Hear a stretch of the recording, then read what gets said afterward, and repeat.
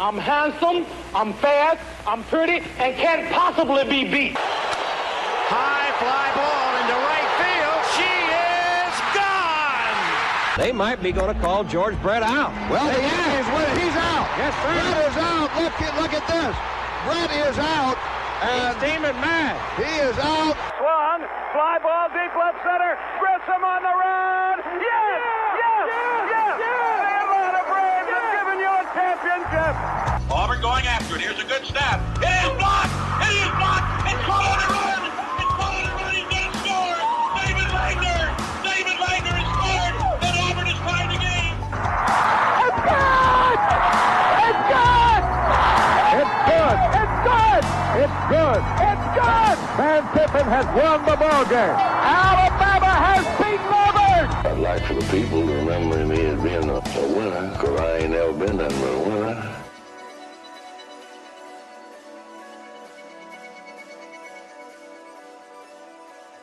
Welcome in to the Total Chad Sports Podcast. We're number 91 on the list. And look what we've got right behind us before we get into this show. Look at that. What does that say? The Rocket City Trash Pandas. And it has the University of Alabama College of Business on the bottom. But then I had to put the Alabama flag on the bottom because there's not a whole lot of room on that wall. And I wanted it as a good backdrop. And I didn't want to just not have the Alabama flag right there. So I had to put the Trash Panda flag. First of all, who in their right mind put a Trash Pandas banner at the thrift store? Are we already at that point? Are we already giving up on the Trash Pandas, who are 6-14 on the season and have only won 6 games in the month of April and are the worst team in the Southern League? Is that what we're doing? Are we just giving up on our beloved Trash Pandas? I'm not. I'm wearing the hat. I'm rocking the perfect hat that A.A. Ron loves to see all the time. And I don't mean Aaron Rodgers. $14.50. $14.50 at the local thrift store. But damn, was it a good find. Thanks, Mom. Thank you, Mother. My mother, who literally borked me into a Braves fan, has given me my love for baseball tremendously. I owe everything to my mother for my love of baseball and this $14.50 Trash Pandas banner. I guarantee you not a whole lot of people have this banner, because I guarantee you a whole lot of people don't go around throwing it at a thrift store and having people like my mother, who, out of all people, found this banner and then presented it to me. So I greatly appreciate it. Thanks, Mom. You are truly awesome. Thank you, Mother. Now let's get going with this podcast. We are literally sitting here on number 91. Number 91. 91, people. We're almost to 100. What is that, 9 away? Remember, Coach Math is not good.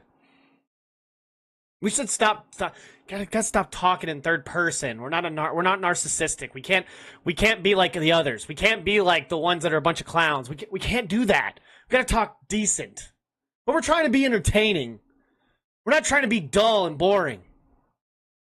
We're trying to give you something really fun and an enjoyable podcast, a local podcast, where we just talk about sports and history and pop culture and all these types of things that everyone seems to be into.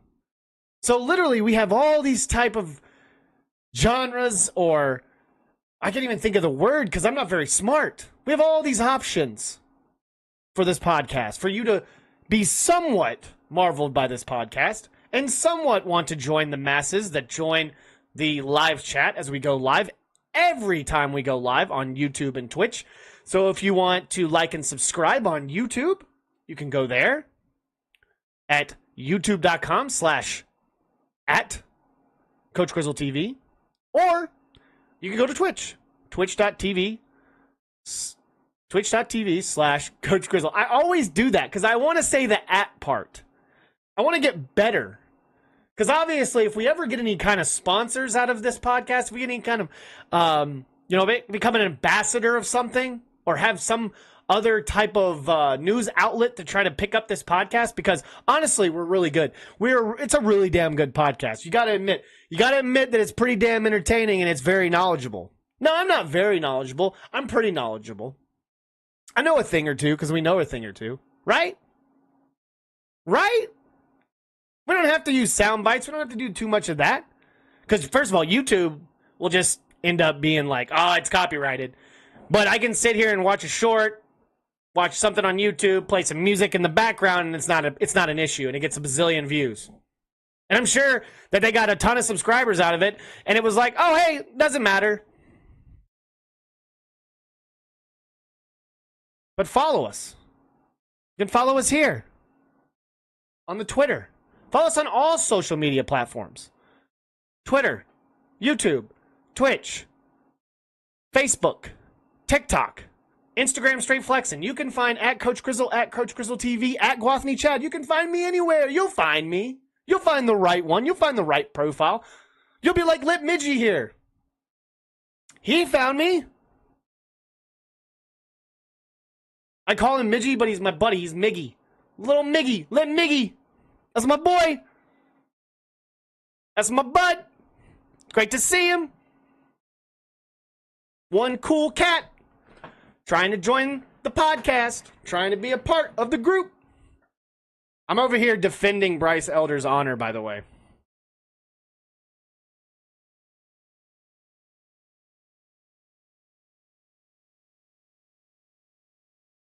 There's a lot of people with the Bryce slander. I'm just saying. I'm going to switch it over. Braves are up 5-3 right now. Top of the 7th, 2 outs with a runner on third. Sean Murphy up to bat. You can see it there. Because we know what we're doing. We can sit here and be entertaining and sit here and go back and forth on a podcast and sit here and go back and forth on a screen and do all these types of goofy-ass things that other people think they're so great at. You can even see right here. And the UFL, like, we give a shit. Even though the Showboats beat the Stallions. I don't think the Stallions are going to four-peat. Saturday, noon Eastern time on ABC ESPN. You got the Memphis Showboats and the Houston Roughnecks. You think voice acting is hard? I can do a bunch of different stuff. It ain't hard. Been a while, Coach. How you been, brother? We've been great, dude. It hasn't been a while. I'm always around. I saw your message a couple days ago. I think I messaged you back. If I didn't, I'm sorry. I saw it. I acknowledged it. I thought I did message you back, though. I thought I asked you, what's up, dude? How you been? How's school? What are you doing now? Are you graduated now? Aren't you a big adult now? Known this guy from the Mixer days. Known this guy from when we weren't at the Mixer days and we had to switch over to Twitch. From the Fortnite days. This guy carrying me in Fortnite, all right? They got baseball skins in Fortnite yet? I feel like that was the huge thing with Ohtani, and I never bought this, like, because when the football skins came out for Fortnite, I bought those. I really was hoping that, like, the MLB did the same thing when Ohtani was in it. Because I feel like if you had added the MLB skins to Fortnite, then maybe the younger generation maybe appreciate baseball a little bit more. I mean, I appreciate baseball for what it is. Oh, by the way, 6-3 Braves. I wasn't even paying attention. Obviously, Murphy singled to center and Olsen scored. Now you got him moving to second on a wild pitch. By the way, look at this stat. 6 innings, 5 hits, 3 earned, 2 walks, and 4 Ks. ERA's not great, but this is the new age of baseball, people. Stop with the Bryce Elder slander. Stop. Grant Holmes gave up 6 runs. The Braves still end up winning 8-7. The DH has changed the game of baseball. It hasn't changed. It's just that we're so used to being in, where I live anyway, fans of baseball in the South obviously are more prone to the NL of the days of the pitcher hitting. This is just a regular day for the American League. It's just finally that the NL, when they finally embrace the DH rule for it being universal, whether you like it or not, it really has helped the game of baseball. You get more runs, the speeding up the game, everything about it. You get quality pitchers that can give up 3 to 4 runs a game. But the thing is, as long as you have a really good lineup that can put runs out there, which, by the way, if the Braves end up winning this game, and I'll eat crow if they end up like I said, if they change to the bullpen and they implode on themselves like they tend to do, the Braves right now are literally doing what I said, or on the path of doing of what I said before they became 12-15. Before they went on this streak. They swept the Twins. They took 2 out of 3 from the Cardinals. They took 2 out of 3 from the D-backs. They should have beat the D-backs last night. But now they're on the road against the absolute worst Colorado Rockies. Might be worse than the Trash Pandas. Might be. Doubt it. What they got? They still have, what, 4 wins? 4 wins and 23 losses? First of all, you shouldn't give up 3 runs in, like, the first inning to Colorado. That shouldn't happen. Bryce Elder's awful. We get it. I can slander the man, okay? Because I'm the one that will defend him. I am the Bryce Elder fan club, okay? Nobody else appreciates what Bryce Elder is able to do. He's not Sean Newcomb, okay? He didn't almost throw a no-hitter and then all of a sudden just disappear from the face of the earth. Bryce Elder has always been Bryce Elder. The problem is watching Ozzie Albies try to hit to another double play with a runner on first, but somehow beat it out, still get there. See, now you got Pierce Johnson up here. Hopefully, the bullpen with the short amount of innings can seal the game tonight. But who knows? You might be watching this podcast, and then all of a sudden the Braves have somehow lost this game. And now you're commenting and saying, "Oh, you're an idiot. You shouldn't have defended that man." You should. No, I defended that man. He did a pretty good damn outing. The man went 6 innings. Gave up 3 runs. Now it's on the back of the bullpen. The Braves did their job putting up 6 runs. You should win games putting up 6 runs, especially against the Colorado Rockies. So we'll see what happens. Maybe by the end of this podcast, maybe the game's over. Maybe by the time you watch this podcast, the game clearly will be over.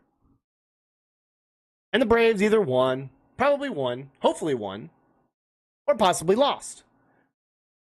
So we'll see. Right now it's doing okay. 1 and 2 count.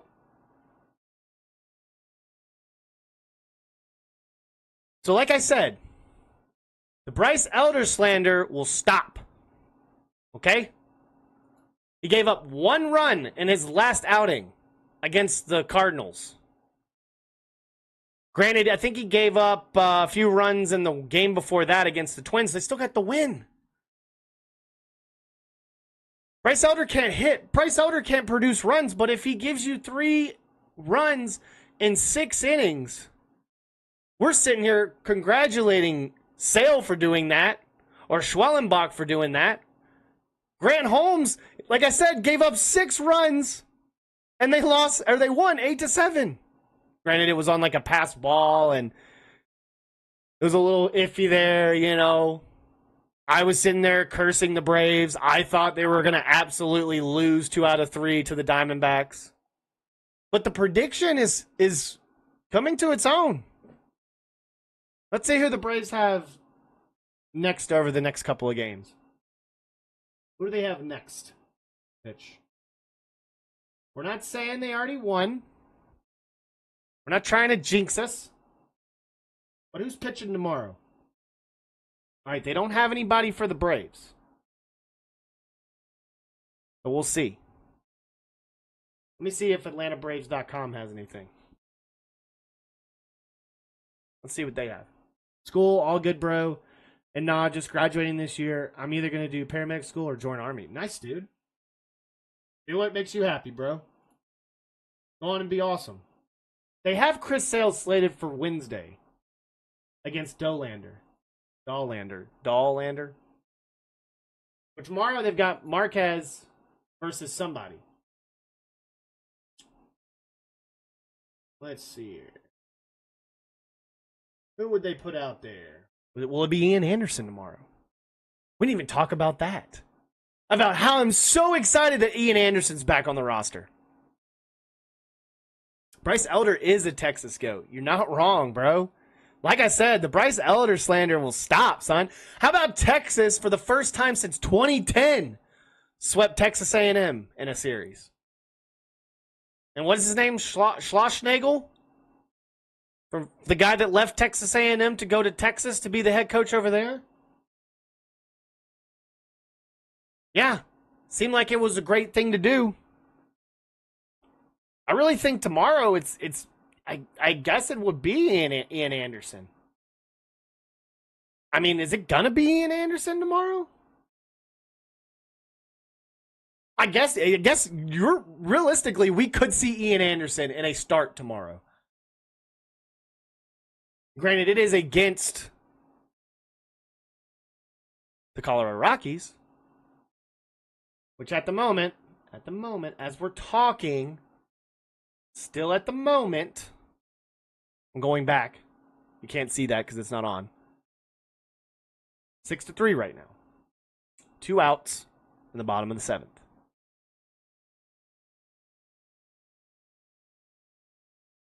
Just think, once Ronald Acuna comes back at the end of May. You got Murphy hitting right now. You got Harris hitting somewhat good right now. I mean, Eli White a few nights ago hitting. I mean, even hitting in a loss. Verdugo. First of all, last night's loss, you got runners at second and third. You hit a very somewhat short ball to right field. And you send slow as damn molasses Alex Verdugo home. And that man got tagged out. If it was anybody else, maybe Matt Olson probably would have been out on that one too. Matt Olson probably would have been definitely out on that. I don't know who's slower, Verdugo or Matt Olson, because Matt Olson just runs weird. He's just long and gangly and just kind of runs weird. Kind of runs like a newborn giraffe. Verdugo kind of runs like a rhino. Big ass dude. Playing him at leadoff. He's trying to get some hits. Doing a great job, though, by the way, putting him at leadoff. Waiting for the chance for Ronald Acuna to come out. Braves are due up into the 7th, by the way. Keeping you updated on the straight-up facts. Okay? And another facts. Because, once again, like we said, got this glorious Trash Panda banner that someone just left at a thrift store. How do you just give up a Trash Pandas banner at the thrift store?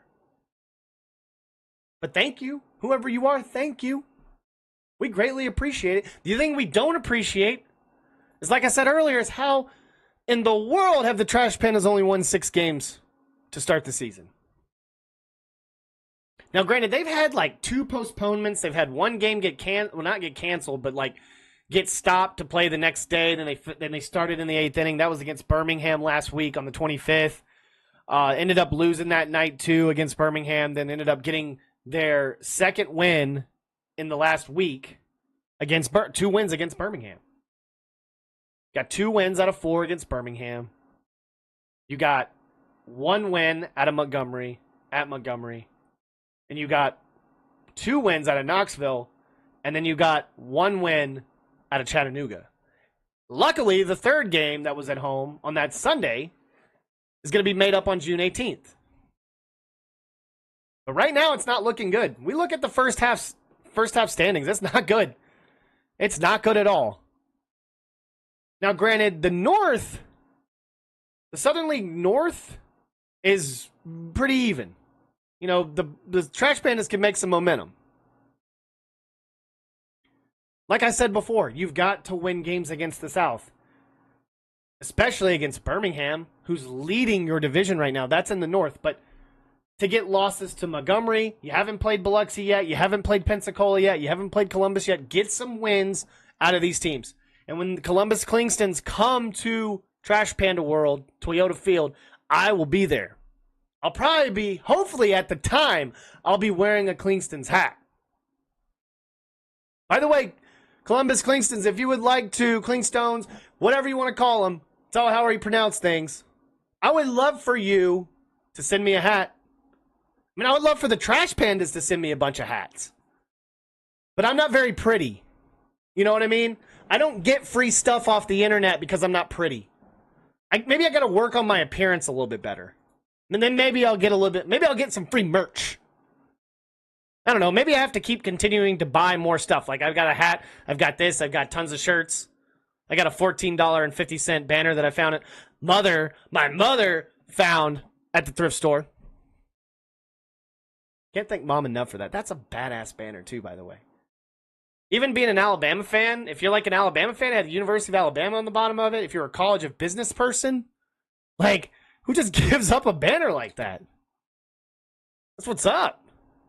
It had to be destiny for me, the ultimate Trash Panda, to get this banner. Are you kidding me? Who else would have walked across that or found that? Clearly, tons of people in the area didn't want it or clearly just said, oh, screw it, I'm not going to buy that. You got people on the Facebook page for the Trash Pandas over here trying to sell bobbleheads for $50. Or trying to make trades. But the moment you find a $14.50 banner, you don't pull the trigger and try to take that? Are you kidding me? And we couldn't get rid of the Alabama banner. We always got to have the old school banner. I've had that Bama banner since I was a wee little boy. We got to have that. We got the old A's hat right here. Just for added touch in the background. We found this Clay Matthews without the helmet bobblehead. We're not even a Packers fan. We just wanted a bunch of nostalgia stuff or sporty stuff. Like this one right here. The one I got for Atlanta Braves Affiliate Day. You got Ronald Acuna in the MVP season. Now, granted, it was probably a bunch of free stuff that they gave us because it was extra. But hey, it was badass. Got my Pokemon cards right here. Got the mushroom. Got a few of my old passes back here so you can kind of see that. Oh yeah, once I was a media member. I guess I'm not anymore because I don't have that name anymore. Not even going to show you the other side. No reason to show you the other side. As I show you the other side. But it's not good. It's not been good for the Trash Pandas. So we go back to the standings. We look at the standings. Birmingham at 11-9, Chattanooga at 10-10, Knoxville 10-10. Go into Knoxville and beat them. That's the next series. Go into Knoxville, shake it up. You haven't been able to beat Knoxville or Chattanooga very well in the past. But like I said, when Pensacola comes to town, or when you go to Pensacola, when Biloxi comes to town, or you go to Biloxi, when Columbus comes to town, or you go to Columbus, you got to do something in the South. You got to beat them up. Got to get quality wins out of them. Yes, it's Bryce the Elder. Bryce the GOAT Elder. Let's look at the score. What's the score now? 6-3 in the top of the 8th. 1 out. We will not have, first of all, we will not have Bryce Elder slander in this podcast. Okay? We will not have it. Now, I'm speaking to you, coach. You know who I'm talking about, the other coach. I hope he's watching this podcast. Because I want him on this podcast. I want to get him on and talk some Falcons. We haven't talked about that yet. We haven't talked about the NFL draft yet. And about how Shedeur Sanders really got humbled, didn't he?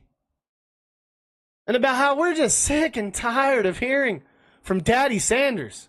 We're sick and tired of hearing about the nepotism that is in this world. It's awful. No one should be applauded for it. No one should be given things for it. Verdugo singled to left, by the way. Allen to second.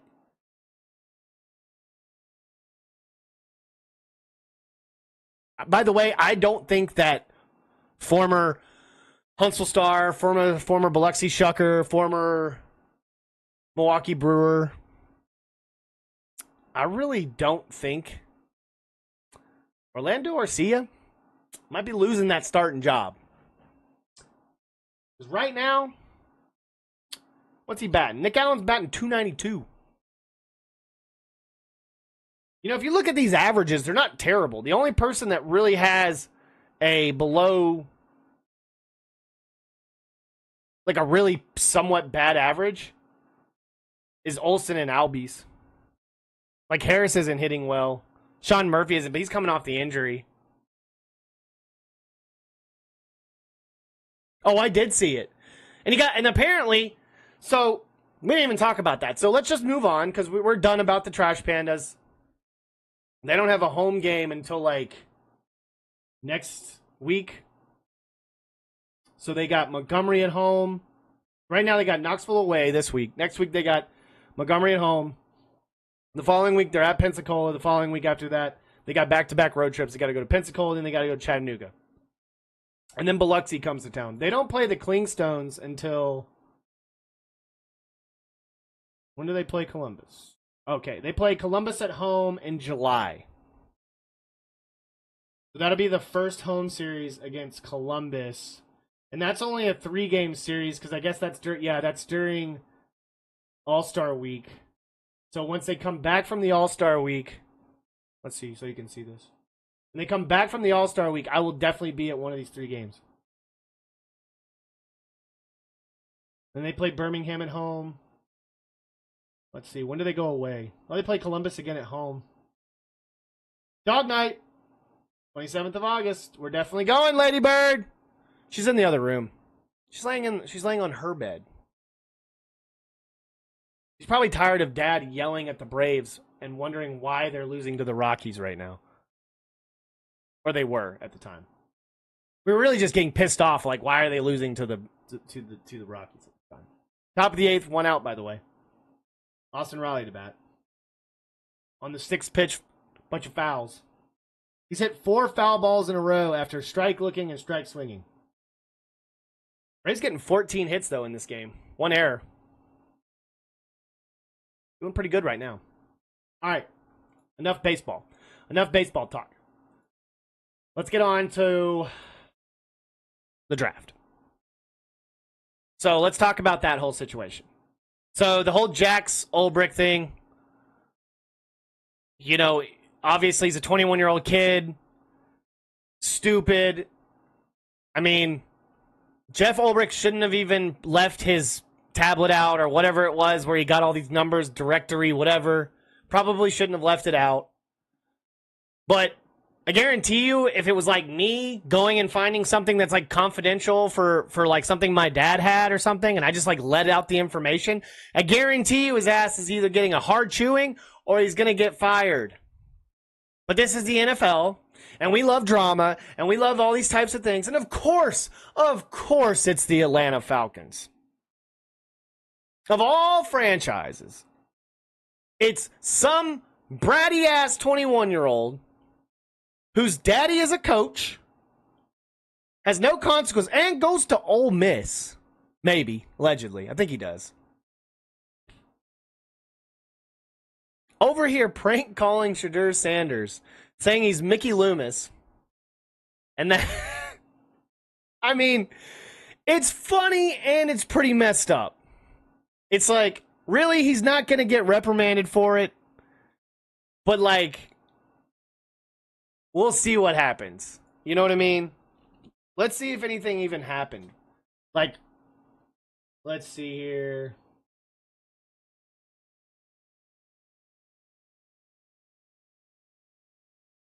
New York Post said Jeff Ulbrich's son deserves ass whooping for cruel Shedeur Sanders prank. Calm down.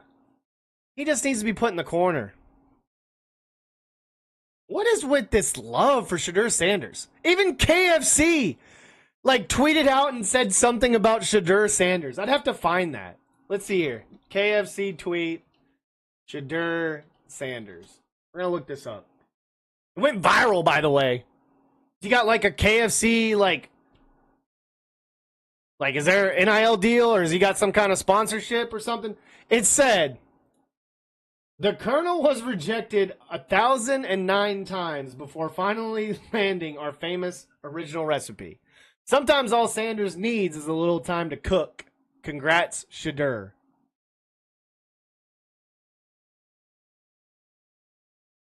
What? There's got to be some kind of deal. There's got to be something. But the fact that the media, so many different people, Mel Kiper, all these people that are just constantly closer to the hole, sir, just kissing ass.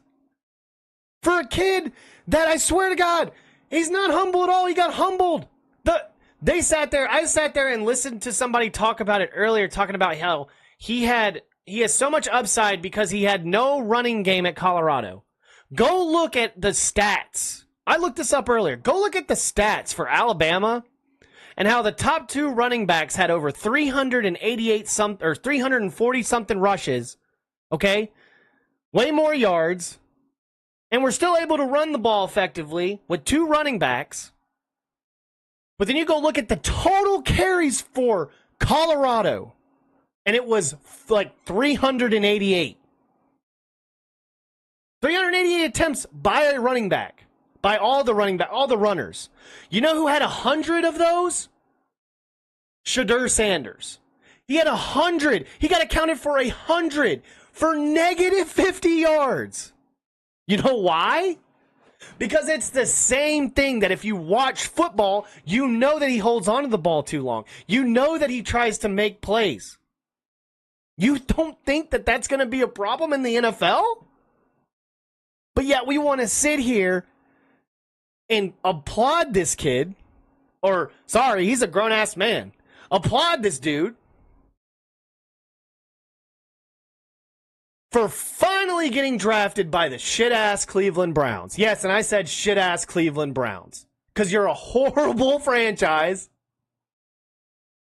The glory days of when the league started, or when football started, are over. You've never been a good franchise since then. You sit here and sign weirdos. You had to sign Joe Flacco to be your quarterback again. And then you draft two quarterbacks because you probably know that either Sanders or Dylan Gabriel is dog shit, hot dog shit. And honestly, I think Dylan Gabriel has a little bit better upside than Shedeur Sanders has. Because Dylan Gabriel can get the ball out. He can actually throw the ball down the field. Like Cam Ward said, all you do is throw bubble screens and check down routes. Hence, the fact they threw so many passes in that Colorado offense. But you want to sit here and say, experts want to sit here and say, he didn't have a very good running game. He didn't have a very good line. Blah, blah, blah, blah, blah. Watch football. If he ain't got a very good line, and he's this great player, and he went 13-12 in 2 seasons. Yeah, and they retired his jersey. I saw a great meme. They're going to retire the number 144th pick in the NFL, so nobody can do it anymore. Because Shedeur Sanders was the last great 144th pick ever. And you know what? I'll eat crow if all of a sudden he's starting week 1 for the Cleveland Browns. But I highly doubt it. I bet Joe Flacco is. But I guarantee you, the entire time that we're talking about the preseason, we're only gonna, because it's ESPN, you know they're gonna do it. You know the sports leader is gonna sit here and constantly talk about how great Shedeur is and how low of a pick, but yet he's still got some great upside and who his dad is. And I guarantee you that, wasn't there also like a clip or like a tweet? I don't know if it was a meme or if it was like a legitimate tweet where like Sanders was dogging somebody and like said that his son would be like an easy first rounder, and clearly he just fell. I mean, look at Quinn Ewers. Quinn Ewers, in my opinion, is better than Shedeur Sanders. He fell to the 7th round. And if you honestly think Jackson Arnold isn't a good quarterback, I bet he'll figure it out. And I bet he'll have to just sit and wait at the Giants. He ain't going to play right away. That's a lot of upside, too, right there from Jackson Arnold. Cam Ward, it just shows you how bad the draft was this year. Cam Ward was the best quarterback in this draft. Clearly, I guess just by paper alone. So, I'm done talking about the Shedeur slanders. That was pretty good, wasn't it? But I mean, it's given. It's warranted. Like, what do you expect? By the way, bottom of the 8th, 0 outs. Braves are up 6-3, and let's see. Baseball Hernandez is over here looking pretty bad. What did I just say? What did I just say earlier in the podcast? Bryce Alger slander will stop because what happened? The bullpen is trying to implode on itself against the Colorado Rockies.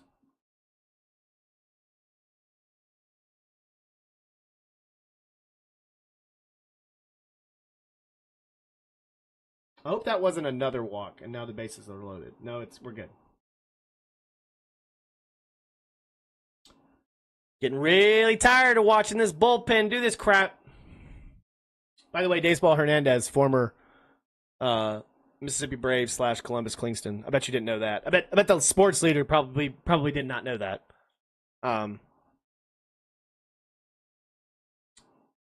getting really frustrated, by the way. Can't really focus doing this podcast because I'm watching the Braves over here probably try to implode on themselves. Just basically puke all over themselves. And I digress. I'm looking at you, coach. This is on you, coach. Not this coach, the other coach.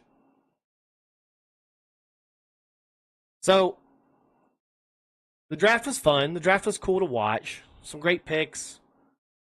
Some surprises. Some people may not have felt certain ways. The Falcons, for once, I listened the next day at 92.9 The Game in Atlanta. And it was the first time that I've ever heard the fan base actually feel good about where the picks are going, or about what the picks were, about who they drafted, obviously, and what they did to build on what is already a really prolific offense. If Michael Penix can be Michael Penix and be good, with all the talent around him, all they had to do, like they said in the draft, is just draft a bunch of defensive guys. And hopefully, a lot of people can just take what the Eagles do and just draft best available. They drafted Jahad Campbell in the first round. They didn't even need him. Don't need him right away. But to get a quality player like that, had some injury problems, shoulder stuff. He'll get right. But for once, in a blue moon, and forever, the Falcons are like, hell yeah. Fans' bases are like, this is the best draft ever.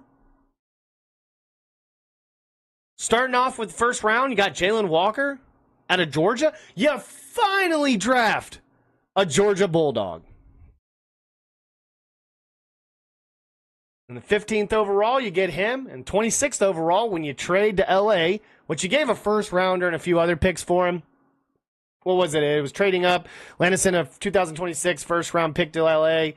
to get back in the first round. I think they gave him something else, too. Second pick in the first round, and you draft another. Well, you get a linebacker, but you draft another. You draft an edge, one of the fastest defensive ends in the draft, in James Pierce. And as much scrutiny and headlines and all these types of things and problems, drama that he has in the back end, hopefully it'll transition into a positive thing. Hopefully he'll get right by being in the pros. Granted, he wasn't a very good teammate at Tennessee. He obviously had problems. But you add Jalen Walker, by the way, I read this. This article is by Mark Raimondi. Mark Raimondi. He said that Jalen Walker was the only player across FBS to play at least 300 snaps at outside linebacker, 200 snaps at inside linebacker, and 50 snaps at slot corner. This man can play slot corner, and he can play free because you got Pierce. Pierce joins this great, this is a great core that I have said before. This is like 2016. This feels like 2016 where you've got veterans on top of really, really good, promising rookies. Didn't re-sign Matthew Judon. Did not re-sign Lorenzo Carter. Signed Leonard Floyd. Have Arnold Ebiketie, who's kind of coming to his own. Took him a few years. And then Braylon Trice coming off the ACL injury. Xavier Watts, one of the best ball hawks, if not the best ball hawk in college football last year and over the last 2 years. A safety out of Notre Dame. Will he be playing some? Who knows where is he going to be? Obviously, I think he's going to obviously play on the other side of Jesse Bates, which he models his game after. He said, but to not re-sign, well, I saw this earlier, to not re-sign Justin Simmons, to sign Jordan Fuller. And to bring back DeMarco Hellams, when healthy, he's a ball hawk. He goes around and tries to fly at things. He can be a little erratic sometimes. But to put him on that defense and build around that defense, you just got to go out there and play. And he is an excellent player. Billy Bowman was a crazy pickup. Another safety out of Oklahoma. I think he had 11 interceptions. Yeah, 11 interceptions over 3 college seasons. And then I think he had 13. Yeah, Xavier Watts had 13.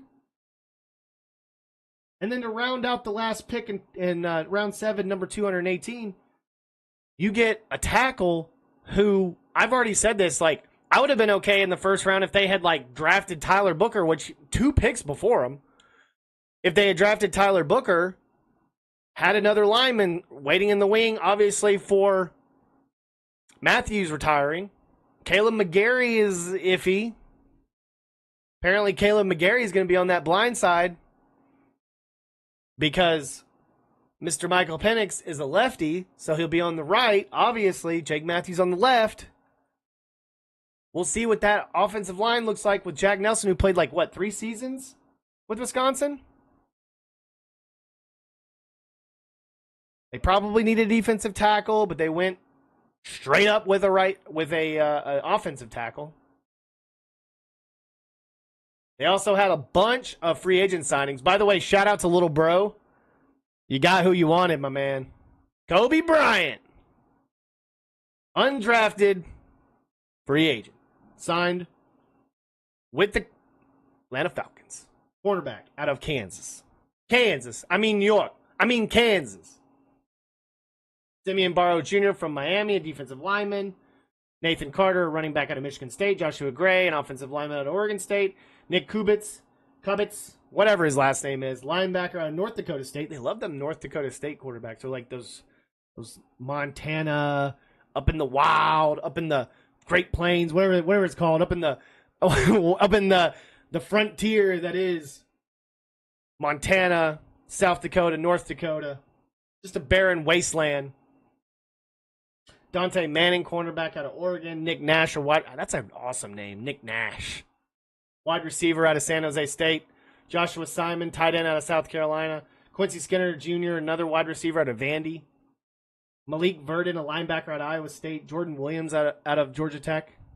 By the way, no, I'm not just naming places. I'm naming faces.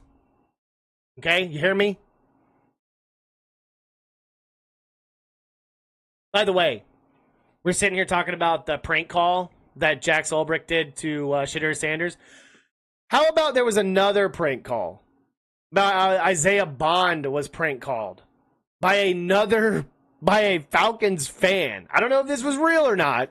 I'll have to look this up. Let's see if this is real.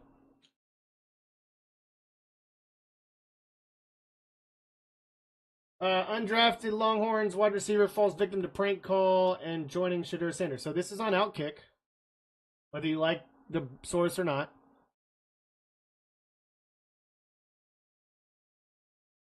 prankster on the phone claimed to be Atlanta Falcons GM Terry Fontenot, giving Bond false hope of being drafted by the Falcons. Jabbing at his Longhorns connection, the prankster ended the call with a Roll Tide. And Bond responded with the Alabama salute. First of all, how did a prankster get his number? Oh, there's a video. Hello? Here we go. Isaiah, Yes, sir. what's going on? It's going good right now. What about yourself? Pretty good, pretty good. It's Terry from the Atlanta Falcons. Yes, sir. Nice to meet you. Nice to meet you too, Isaiah. I'm gonna give the phone to Arthur Blank right now, but we're gonna put the pick in. Yes, sir. That's good. That's good. That's good news. That's good news. Hey, you're getting a baller. Just know that. I'm coming to work. Roll Tide, Isaiah. Roll Tide. Yes, sir. Real time.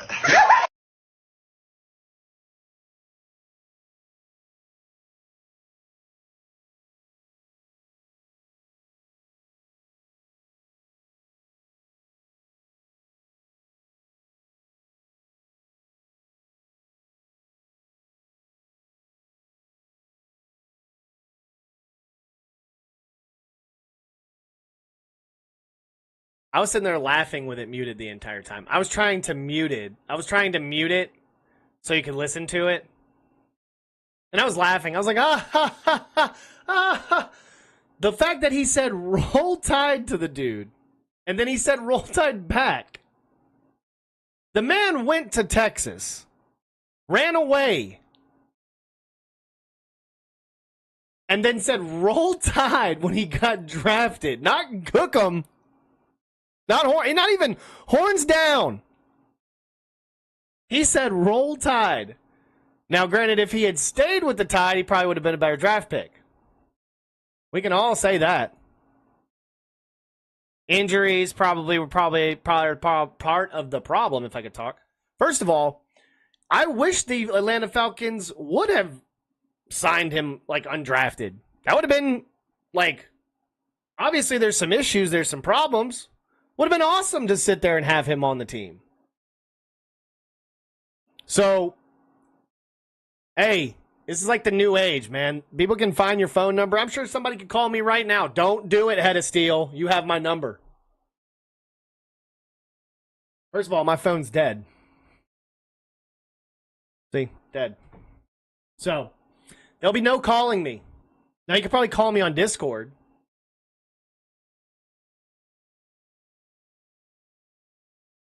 But I thought it was kind of funny that like we're kind of like getting into that frame of mind. Top of the ninth, by the way, 2 outs. Clearly the Braves somehow got out of that last inning. Right now, I'll probably maybe go with Iglesias to close it out. Let's see here. Look at this. You still got Ronald Acuna on the 10-day DL. Spencer Strider on the 15-day DL. Nacho Alvarez on the 60-day injured list. Juraxen Profar, he's suspended. Reynaldo Lopez, 60-day injured list. Ronald Acuna will be back May 5th. I said end of May. Spencer Strider should be back May 16th. Reynaldo Lopez, August 1st. Nacho Alvarez, former... got to see him play last year, too, by the way, against Trash Pandas. Former Mississippi Braves / Columbus Cleanstones. He'll be back May 23rd. Juraxen Profar won't be back till June 29th, apparently. Is that next year? No, June 29th should be about 80 games in. Right? Or 80-something, maybe? About where the Braves should be, at like 40 and 40 maybe, or 44. What would that be? 44 and what? 38? No. 44 and what's 80? What's 80 minus? Hold on. 36. Right? Terrible coach math. Woo. First of all, how in the world are the New York Mets 20-9? Just absolutely destroying the NL East. San Francisco's 19-10. Los Angeles is 18-10. San Diego's 17-11. You got Arizona at 15-13, and then you got the damn Colorado Rockies at 4-23. They just do not care.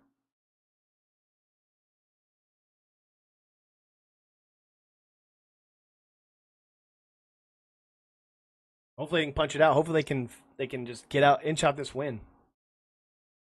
They're scratching and clawing, surviving. All right.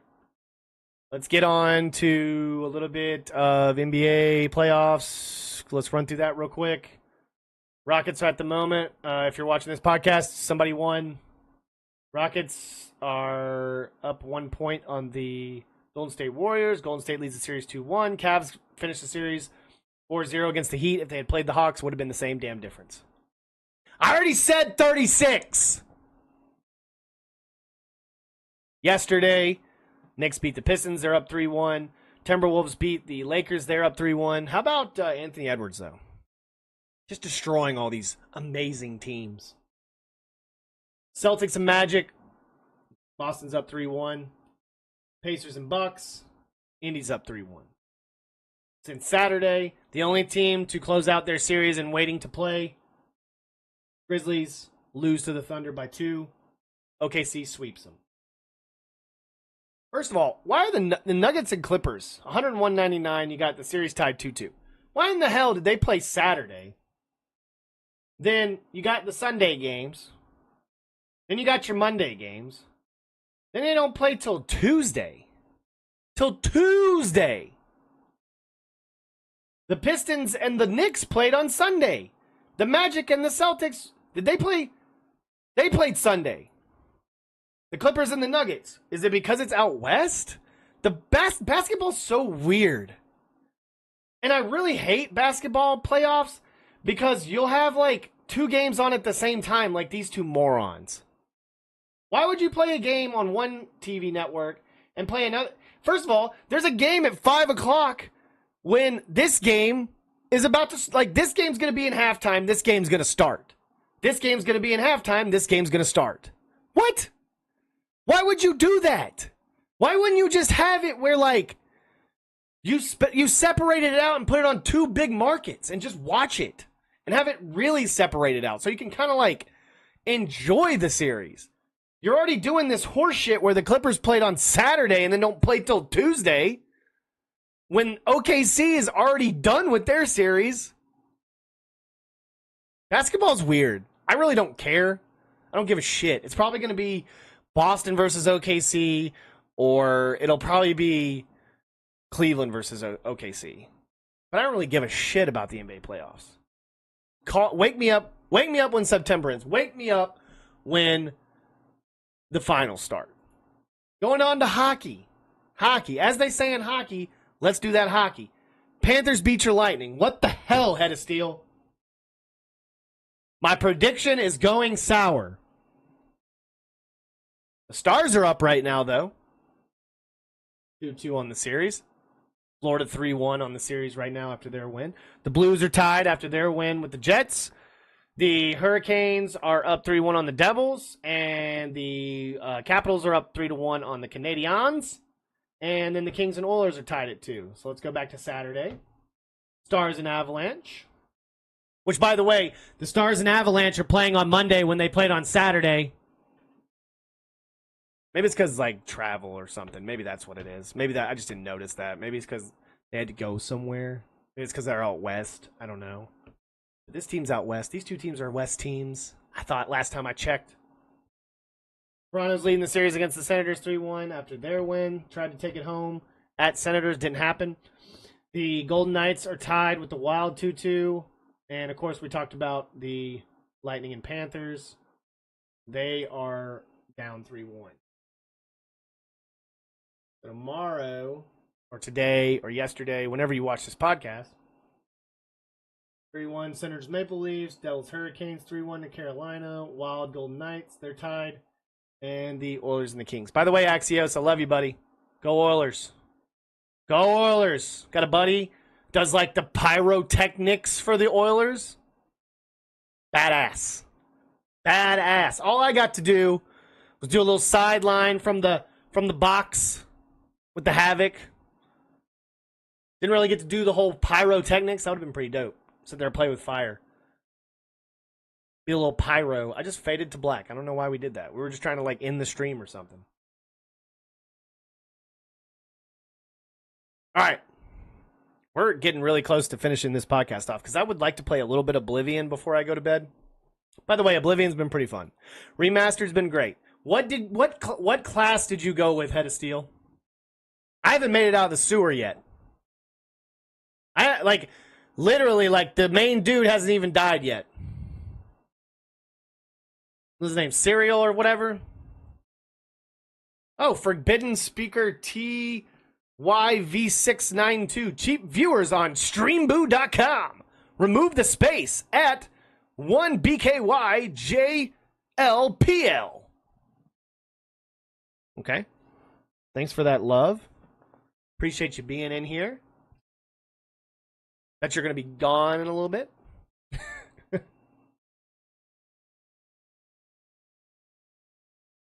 You're messing up on this day in history, bro. Come on.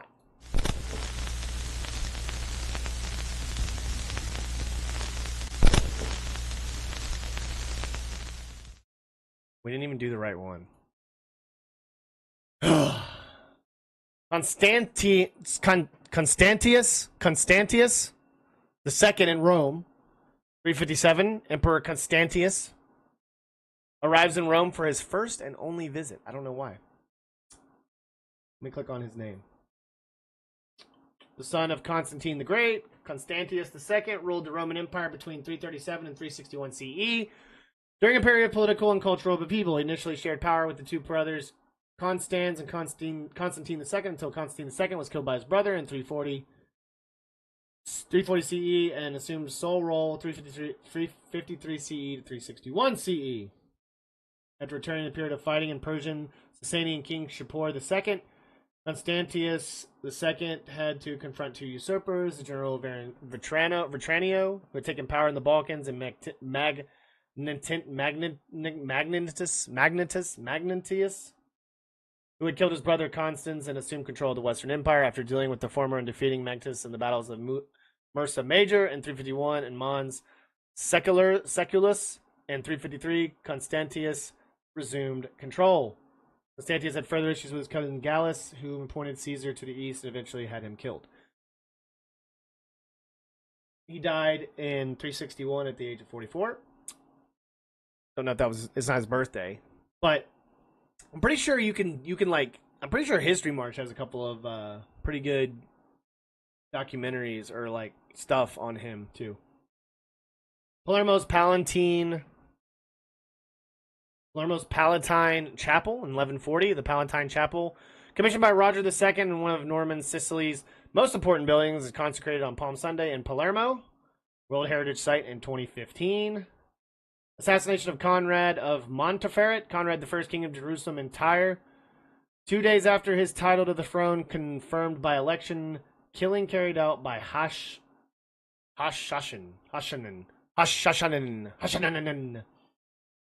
English Parliament demands supervision of royal spending in 1376.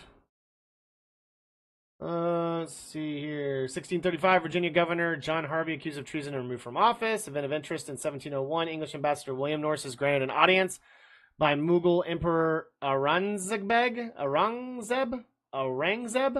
in an attempt to gain trading rights to the new East India Company. He fails.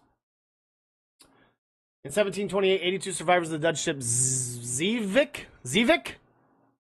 sail into Batavia on a hand-built ship 10 months after being shipwrecked off the western coast of Australia. Cook lands at Botany Bay. Now in 1770, British Captain James Cook aboard HMS Endeavour first lands in Australia at Botany Bay. Constitution of the United States in 1788, Maryland becomes 7th state to ratify the U.S. Constitution. Mutiny on the Bounty in 1789, Fletcher Christian leads a mutiny on HMS Bounty against his captain William Bligh in the South Pacific. Armistice at Chersko in 1796, Armistice at Chersko between Sardinia and Napoleon Bonaparte at Cherasco, Piedmont, gives France territories of Piedmont, Savoy, and Nice.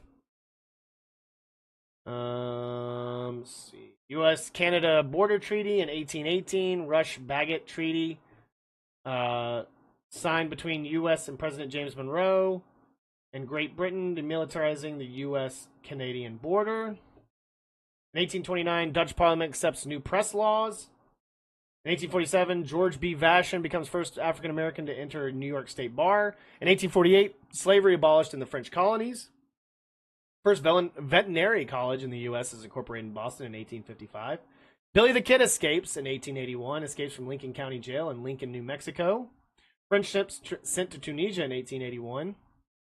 World's first motor race in 1887 is won Marquis de Dion on the steam-powered quadricycle built by French toymaker and engineer Georges Bouton.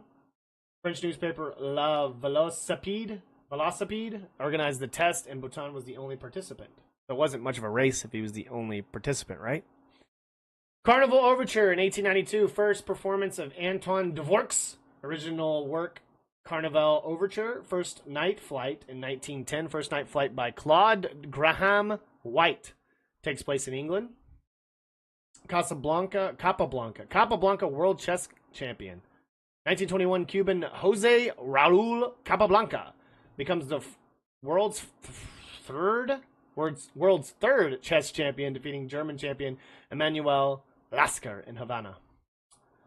119 die in a coal mine disaster in Benwood, West Virginia in 1924. Kurdish rebels surrender to the Turkish army in 1925. Netherlands and Great Britain returned to gold standard in 1925. Is there anything we missed during World War I?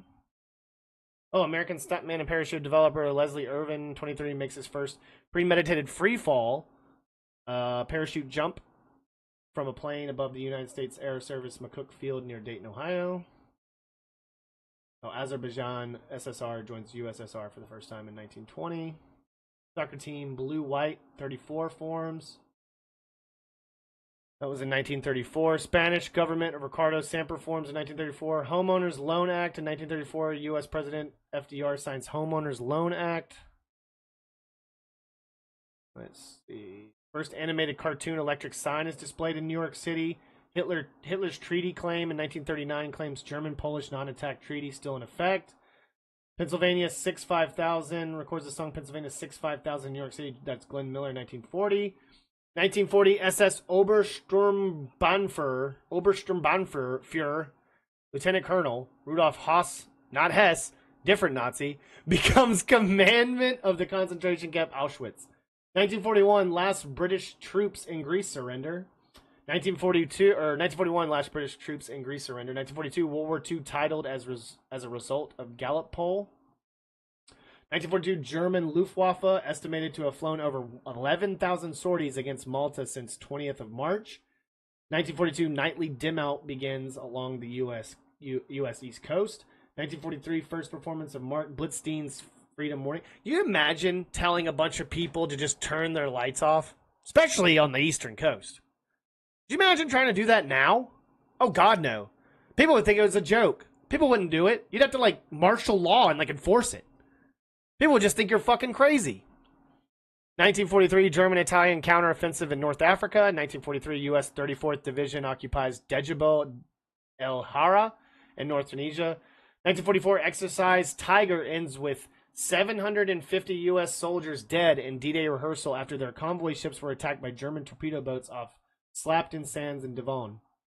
Stalin meets Orlamansky. Soviet leader meets Polish-American priest Stanislaus Ormalansky in Moscow to discuss religion, the future post-war Poland. In 1944, 1945, British commandos attack Elba and occupy Lauenburg. In 1945, or Elbe and occupy Lauenburg. 1945, U.S. 5th Army reaches the Swiss border. Voyage of the Kon-Tiki.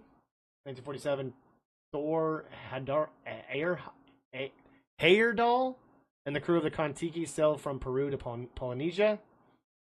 Let's see here. 1952, Dwight D. Eisenhower resigns as Supreme Commander of NATO. World War II Pacific Peace Treaty takes effect in 1952. Wow.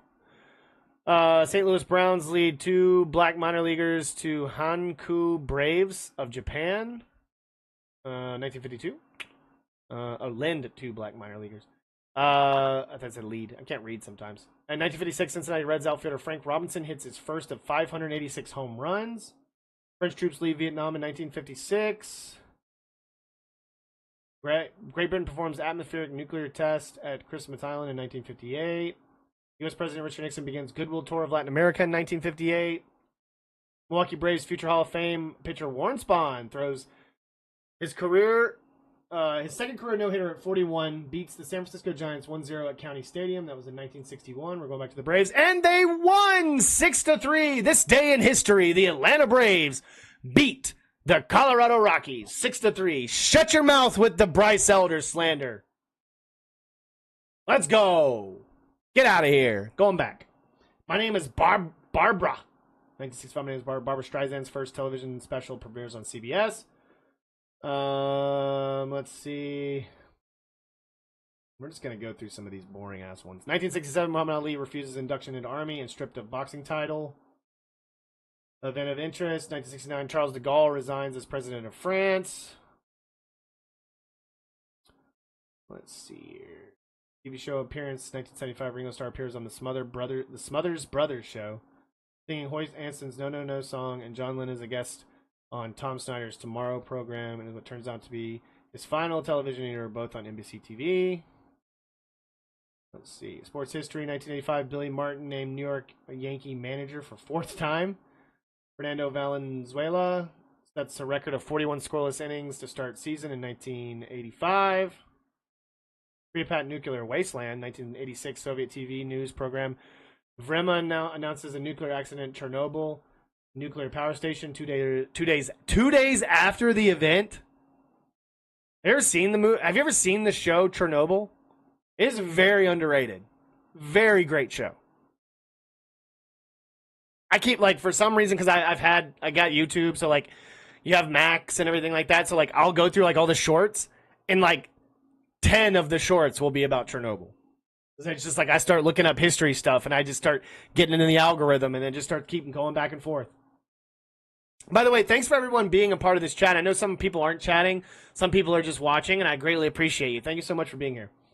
Continue to do awesome works. Continue to follow us everywhere on TikTok, Twitch, YouTube, Instagram, Straight Flexin', Facebook, all the places. You can hit us up at Coach Grizzle, at Coach Grizzle TV, at Guathny Chad.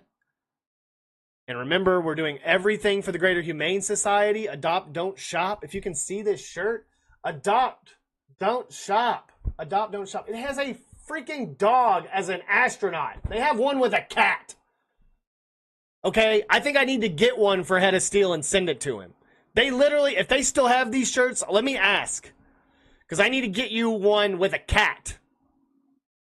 To literally combine the NASA program, all the things that have happened in this city, plus the Greater Humane Society that we continue to help and we continue to promote. And we just want you to go out there and save the dogs and cats.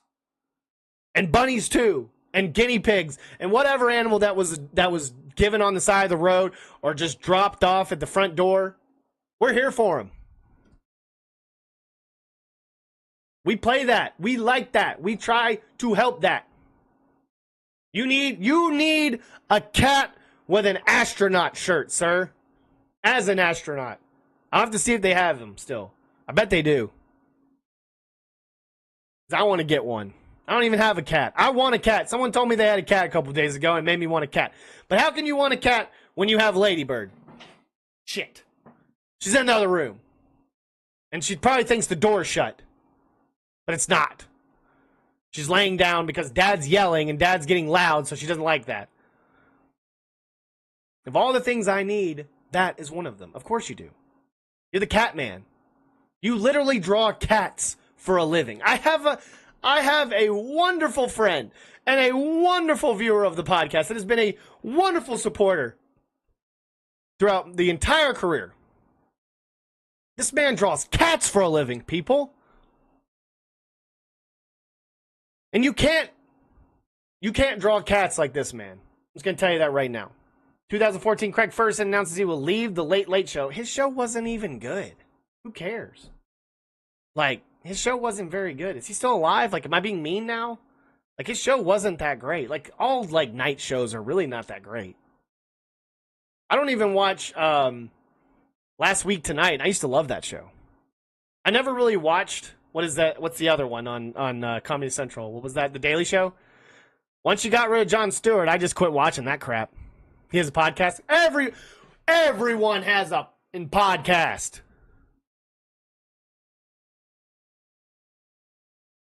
I bet you Gwyneth Paltrow has a podcast.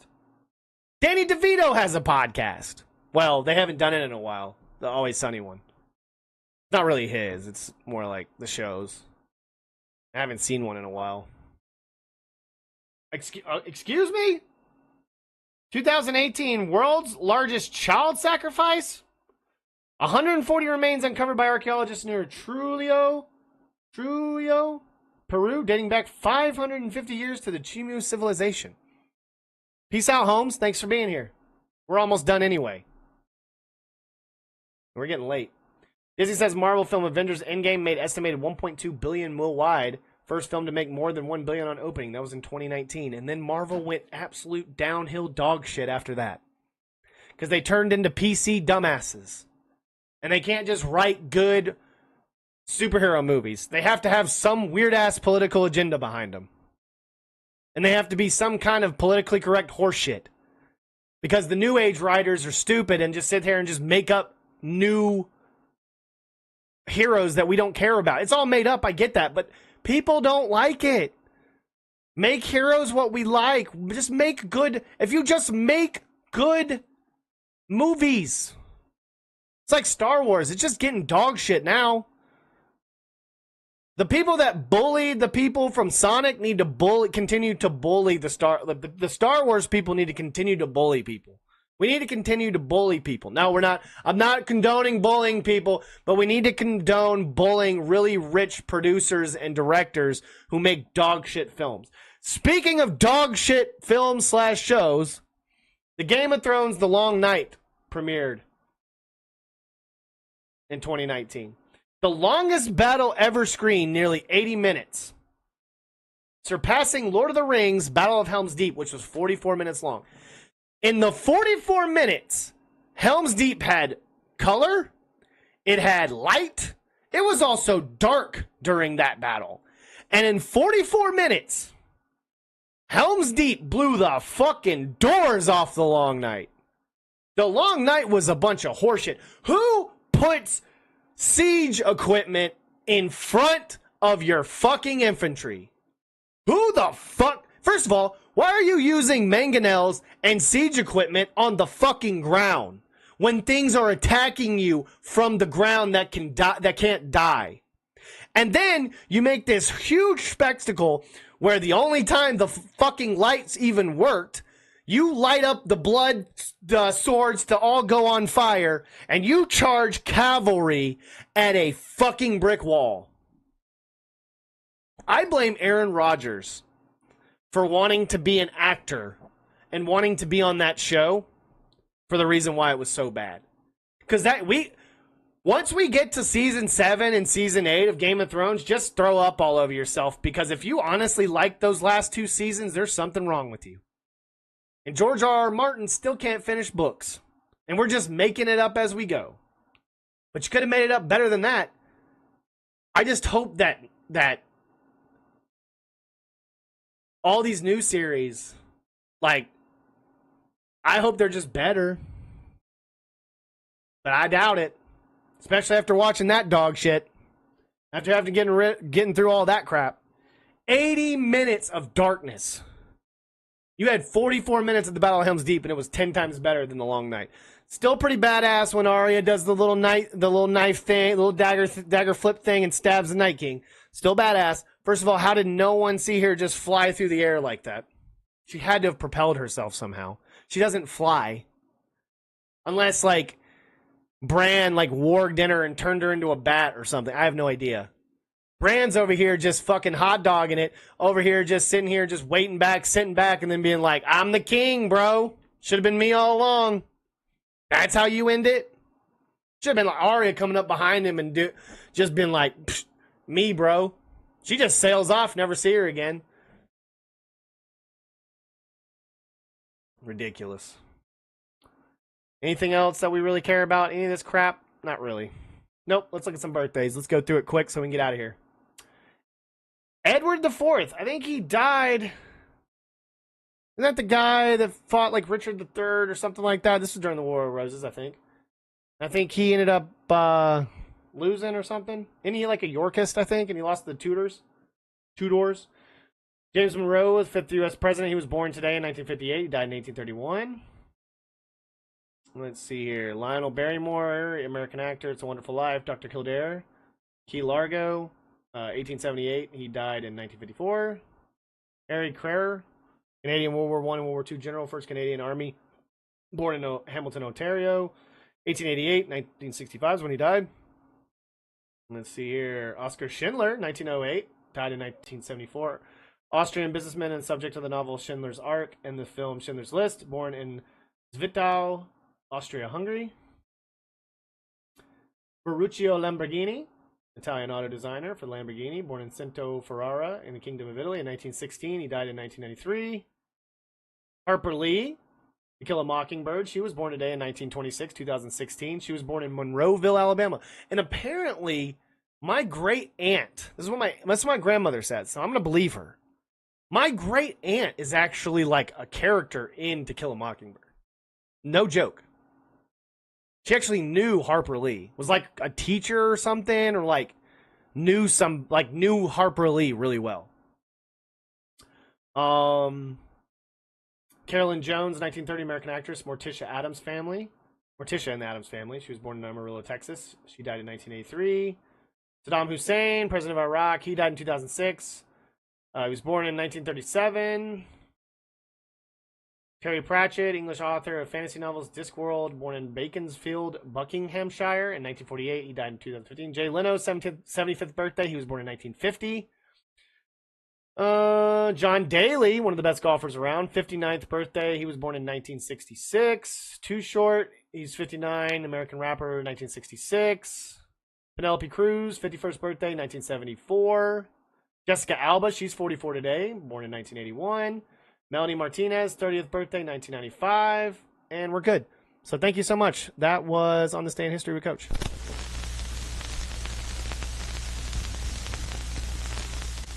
All right, we're going to get out of here. Thank you so much for joining the podcast. Thank you so much for being a viewer, being a listener, whatever.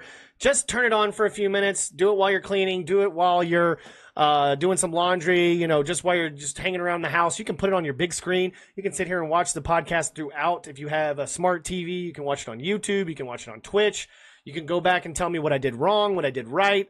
If you want to leave a comment on when I post it later, all those types of things, look on Facebook, look on Twitter, look on Twitch, look on YouTube, look on TikTok. I'm going to find some good segments out of the show and kind of clip those as well, because I feel like we had some pretty damn good clips today. So thank you so much again. Follow us everywhere at Coach Grizzle, at Coach Grizzle TV, at Guathney Chad.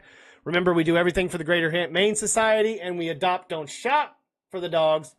Thank you so much. We're going to get out of here. I got to go to bed. Actually going to play a little bit of Oblivion as well. We're going to try to do some live Oblivion. That'll be soon. So thank you so much again. We're going to get on out of here. Thank you so much for being a part of the chat. Head of Steel, Lit Midgie, couple other people that were in here as well that kind of came and went. Everyone that viewed, thank you so much. I'm out. Peace.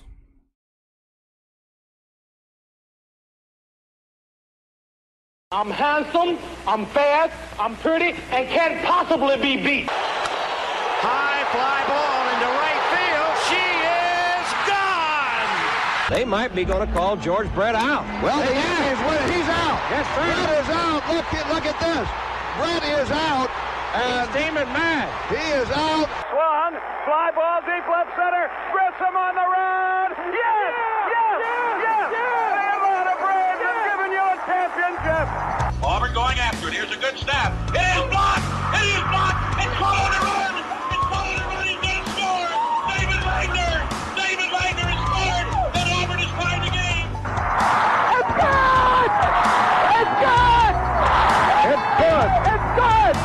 good! It's good! Van Tiffin has won the ball game. Alabama has beaten Auburn. I'd like for the people to remember me as being a winner, because I ain't never been that winner.